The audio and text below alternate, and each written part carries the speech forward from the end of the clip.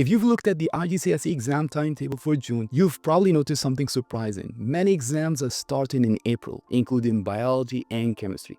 Yet, when I speak to students, many still feel like the exams are 6 months away and they still have all the time in the world.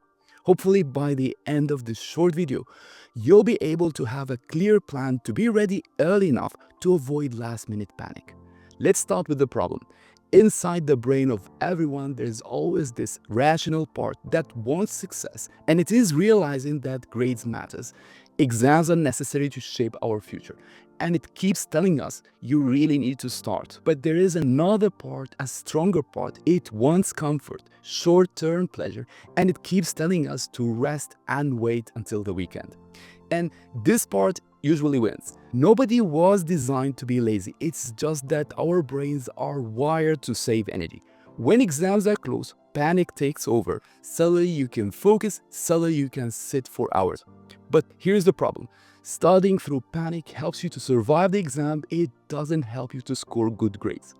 IGCSE exams are designed to reward students who understand the concept, not those who just memorized. So, the solution is not to work hard. The solution is to have a better system. Here's a plan I've tried with many students and it worked like charm.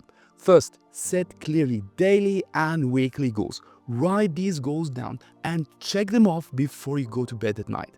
Second, design a study routine that suits you. There is no set schedule for everyone. Each one of us has his different energy pattern. Aim for around 4 hours of study every day with 4 short breaks.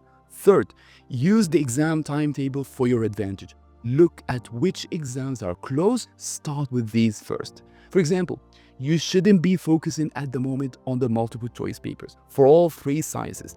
These exams are coming late in June. Instead, focus on paper 4 and 6, which are packed together. To make it easier for everyone, I have created a weekly planner with topics arranged in logical order and past paper organized in order of difficulty. In addition, the guide has a checklist to track your progress and to keep you accountable. Also, I am running a revision course from now until the last exam in June, where I solve past papers, the predicted questions, and what is more important, you'll get your work marked. You'll find the link in the description, and I wish you all best of luck for your exams.